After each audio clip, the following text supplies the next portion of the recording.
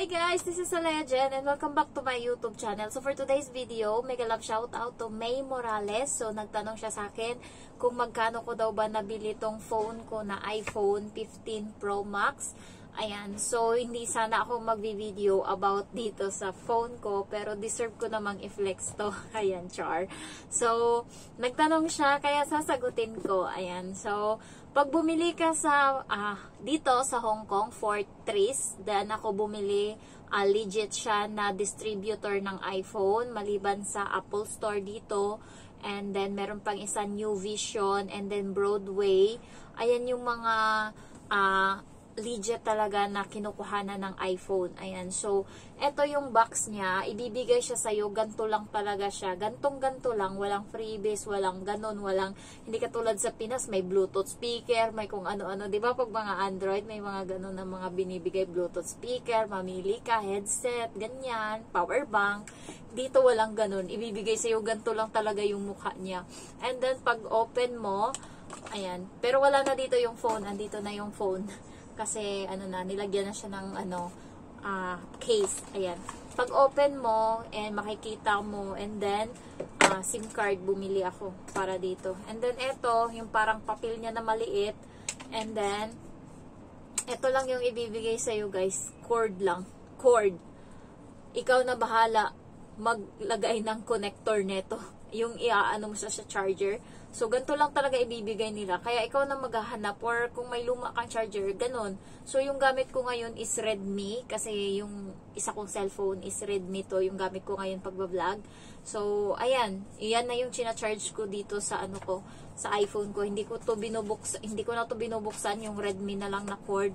And nakita ko yung amo kong babae, Redmi din yung gamit niya na power bank para sa iPhone niya na cellphone. Kaya sabi ko, okay naman ata. So, gantong-ganto lang talaga ibibigay niya sa'yo. Wala siyang charger talaga, na as in charger talaga. So, ganto lang yung ibibigay sa'yo. And then, itong isa pang tusok. Pang tusok sa SIM card. Ayan, sa anuhan ng SIM card. Ayan lang yung ibibigay sa'yo. And then, nabili ko pala siya ng 9,999 Hong Kong dollar. So, sa pera natin is nasa 70,000. Ngayon, mura na lang siya ng 100 Hong Kong dollar. So, ngayon, mabibili mo siya ng 9,899 sa Fort Tris. Pero kapag sa Apple Store ka pa talaga bibili, 10,199. Ang ano niya is 256. Ayan, 256 GB. Ayan. So, kapag tumataas yung niya, yung gig niya is nagmamahal din siya. So, itong akin, ito na yung pinakamababa, yung 256.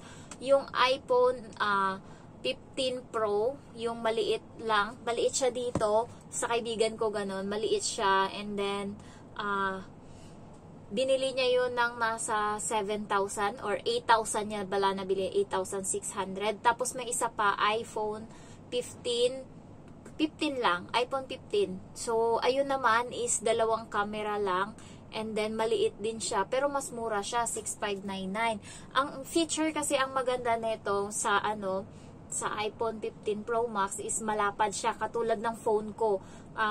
Mas malapad ata siya konti kaysa sa cellphone ko. Hindi ako sanay ng maliit. Halos lahat ng cellphone na binili ko na Android, nung nagsimula talaga akong mag-ano ng cellphone, malalaki talaga, kaya hindi ako sanay sa maliit. Kaya sabi ko, kapag hindi iPhone 14 Pro Max yung mabili ko, kasi malaki din yun, 15 talaga ako, kasi maliit yung iba. So, yung target ko naman sana bibilhin ko is yung iPhone 14 Pro Max, yung Deep Purple. Yun talaga yung dream phone ko. Kaso nga lang, nung naghanap na, naikot na lahat namin doon sa Shatina Mall, naikot na namin lahat, and then napunta na ako ditong Dragon Center dito sa amin, lahat na din. Wala talaga, so no choice na ako. Ito na talaga yung binibenta nila, yung 15 Pro Max. And ayun na lang yung binili ko. And sulit naman siya, napakaganda niya sa picture. Ang ganda niya.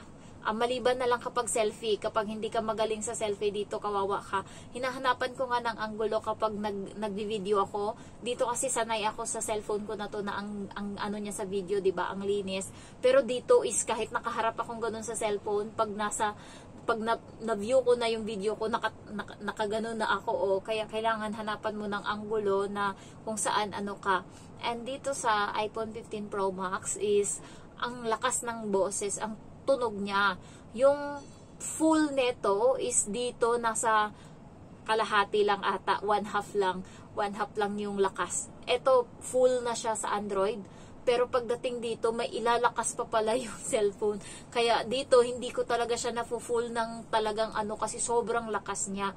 And then, ano na din siya, yung Type-C na din yung chargeran niya. And dito sa gilid, pwede mo siyang, yung parang touch tone niya, pwede mong i-silent or i-camera or ganyan. And dito, hindi ko na kailangan always na mag ano ng pin code, kasi dito, yun nga, Face ID na lang yung inaano. Pag nakita niya yung mukha mo, kahit noo lang yung nakita niya, alam niya na ikaw yan. So, nag-automatic, nag-unlock siya kaagad. And then, ano pa ba? Dito is, nasi-save ko lahat ng mga picture ko na wala akong problema. Dito sa isa kong cellphone, is kailangan ko pang, katulad na minsan, di ba, putol yung video ko kasi na-full na yung memory, so nag-i-stop na siya mag-video. Kaya, putol na minsan yung ina-upload ko. And ayoko namang ulitin kasi umabot na minsan ng 10 minutes yung salita ko. So, hindi ko na maalala yung iba kung uulitin ko pa uli. Ipapadala ko sana tong cellphone ko na to sa probinsya kasi nga nasira yung cellphone nila doon. Pero, nung maano ko kasi to, akala ko 2 SIM card yung ano. Sabi nga ng isa kong viewers, eSIM daw. Hindi ko makita yung eSIM dito. Pero, yung sa amo ko, na nagagawa nila, 2 SIM card yung gamit nila. Hindi ko lang alam. Hindi ko pa nakalikot masyado to kasi pagod ako. Hindi ko pa alam yung ibang tricks nito. Hindi ko pa alam yung iba. Basta more on picture lang ako dito. Tapos, minsan pag nakikita nyo, meron akong video na may nakalagay Kind Master dito sa gilid. Ibig sabihin, yung iPhone ko na cellphone yung gamit ko niyan. Kasi kapag mayroon akong ini-edit, doon ko ginagawa. Or, minsan kasi ginagawa ko, paalis ako ng bahay, pupunta ako ngayon sa bahay ng matatanda doon. So, hindi ko dinadala or hindi ko pinapakita sa amo ko itong cellphone ko na bago. Pero, hindi ko lang alam kung nakita niya na kasi sa camera. Minsan, hawak ko yan. Ayan, magugulat siya, dala-dalawa yung hawak ko. So, tawag nito, ginagawa ko is nagva-vlog ako dito sa iPhone and then i-upload ko siya dito. Diretso alis na ako. Kasi kapag itong isa yung in-upload ko, dito ko siya i-upload, mauubos yung battery niya. So, ito, matagal yung battery nitong iPhone ko. Kapag hindi ko siya talaga inaano, umabot siya ng 3 araw. Pero kapag ako kasi, di ba, halo-halo na lahat, nag-YouTube, nag-upload ako ng YouTube, nag-ano pa ako ng Reels, mga ano-ano, hanas-hanas ko pa lahat-lahat.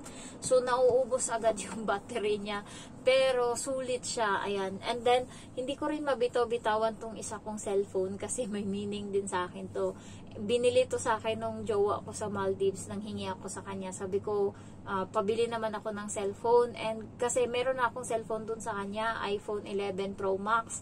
Kaso, hindi nga lang kami makakita-kita gawa nung pandemic. Kaya sabi niya, mamili ka, laptop yung bibilhin mo or cellphone. So, sabi ko pag laptop, hindi pa ako marunong gumamit ng laptop kasi nung time na yon kasagsaga ng ng YouTube kasi mga pandemic nung time na yon, kaya nagka-YouTube ako dahil din sa pandemic. So, sabi ko, cellphone na lang kasi mabibit-bit ko sa trabaho. So, ayun, kaya nabili tong cellphone na to. And then, yung cellphone ko na luma is binigay ko sa kapatid ko nandun sa Kuwait ngayon. Yung cellphone na yun nandun na. Ayan, so, tawag nito. May isa pa kong chika nakalimutan ko na kung bakit. May isa pa kong chika.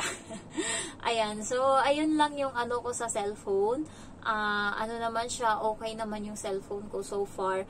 And tinatago ko nga lang yan siya ngayon. So, hindi ko siya masyadong nilalabas kasi nga, ano pa siya. And then, iniingatan ko pag lumalabas ako ng bahay, ingat-ingat ko talaga tong cellphone ko na to. Hayaan ko na yung isa yung manakaw, wag lang talaga to, char. So, ang mahal nito, siguro ilang taon kong gagamitin to. Kung hanggat hindi to nasisira, hindi ko siya papalitan. Kasi, ito talaga yung dream ko. Kaya ako napunta dito sa Hong Kong. Sabi ko sa sarili ko, makabili lang ako ng cellphone, pwede na akong umuwi. Kaya nung nakaraan na medyo stress ako dito sa trabaho, iniisip ko, gusto ko nang umuwi, pero pag naisip ko na wala pa akong iPhone, hindi ako uwi. So, ayun yung ginagawa ko. And guys, yung pera pala na na inutang ko is napunta naman sa mabubuting kamay. So, i-count down natin yung pera na nautang ko. Mga nasa 20,000. Sabihin na natin 20 or 90, 7, mga nasa 199,000 halimbawa, sabihin na natin ganun. Binili ko ng cellphone 70,000, so merong nasa 129 na natira. Yung 129 na yun, pinamilhan ko ng pasalubong sa sa mga ate ko. Ayun, pinabox ko, sabihin na nating mga 29,000 yung napunta doon. Napadala ko na sa mama ko 103,000, and then meron pa akong napadala doon aside na nasa 34,000, so nasa 140 na, and may naiwan pa ako ngayon na pera sa GCash ko na nasa siguro 20 mil pa to. So far, lahat ng utang na meron ako, alam nyo ba guys, sa utang ko na to, yung nagastos ko lang is sa cellphone, and bumili ako para sa sarili ko, bumili ako ng dalawang Zara na damit, isang pantalon, and then isang skirt. Yung skirt is 149, and then yung pantalon is 149 also. So 300 Hong Kong dollar yung para lang sa sarili ko talaga na damit, and then itong cellphone, the rest is para na sa kanila. So ayun nga, sinisipagan ko ngayon. Yun pala yung chika ko, kaya pala ako nakalimutan ko. Etong YouTube ko dati is nagsimula to nung pandemic, and ang hirap-hirap makakuha ng 1,000 subscriber.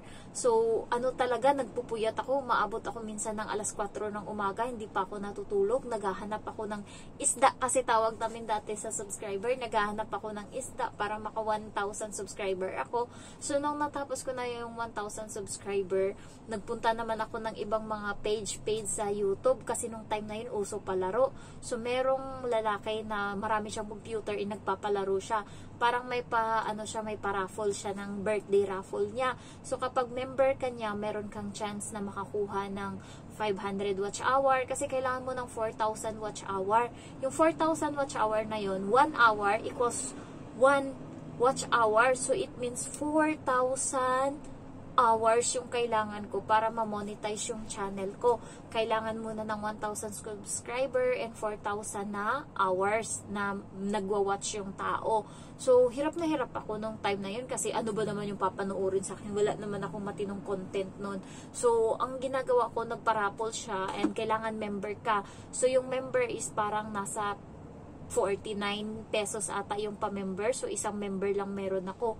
And alam nyo ba guys, yung napanalunan ko is road to monetization na watch hour. So, ibig sabihin, 4,000 watch hour yung kailangan niyang ibigay sa akin. So, yun yung pinaka-grand prize niya. Yung ma-monetize ka bago kanya bitawan. Kasi nung time na yun, alam nyo ba yung watch hour ko? 10 watch hour lang ako. So, fresh na fresh pa talaga. So, ayun, nanalo ako. Ako yung napakamapalad, and ang sabi niya sa akin, burahin mo, linisin mo yung channel mo. Kasi merong nung time na yun, may mga TikTok ako ng mga artista. Diba? Kalukuhan ko talaga dati. Tapos binura ko, and then ayun, nagsimula na akong mag-ano ng YouTube ko. Una-una na nag-aano ako ng mga YouTube tutorial. Kaya magaling din ako sa YouTube. Ay, yung mga pasikot-sikot dito sa YouTube, kasi yun yung topic ko dati.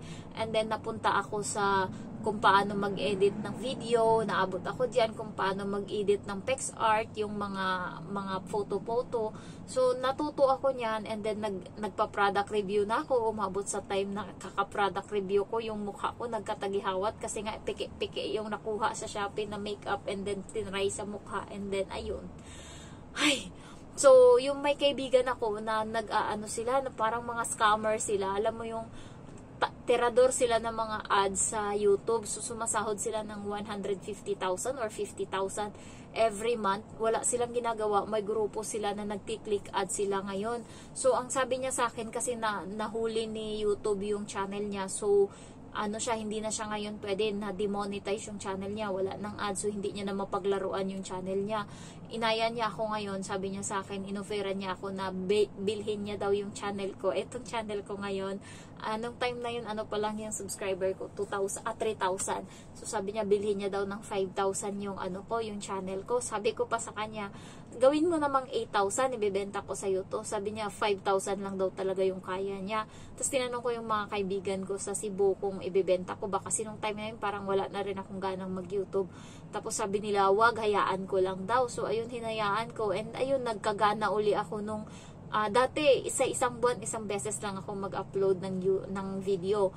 Pero nung nag-try ako or nag-apply ako papunta sa Hong Kong, doon ako ginaganahan kasi nung time na yun fresh na fresh pa talaga sa akin yung pag-a-apply. So alam mo yung on the spot, nandyan ka, nagtitraining ka sa TESDA, binivideo ko. So alam mo yun, yung nandun ako mismo yung gumagawa ng video para makita ng ibang tao, especially nung nag-OWA, ako mismo yung nag-exam. So natutuwa ako sa ganon, yung hindi lang dahil puro salita, nagawa ko mismo and napakita ko sa YouTube ko. So doon nagsimula, and hindi ako nagsisi kasi alam nyo ba guys kung magkano na sinahod ko dito sa YouTube? Nasa 60,000 na, simula lang nung nag-Hong Kong ako. Simula lang nitong Hong Kong ako, naka 60,000 na ako sahod sa YouTube. So far, a blessing na sa akin yun. Ayun lang. So na-share ko lang, sana marites din kayo para natapos nyo itong video ko. So thank you so much for watching. Bye-bye. Love you all.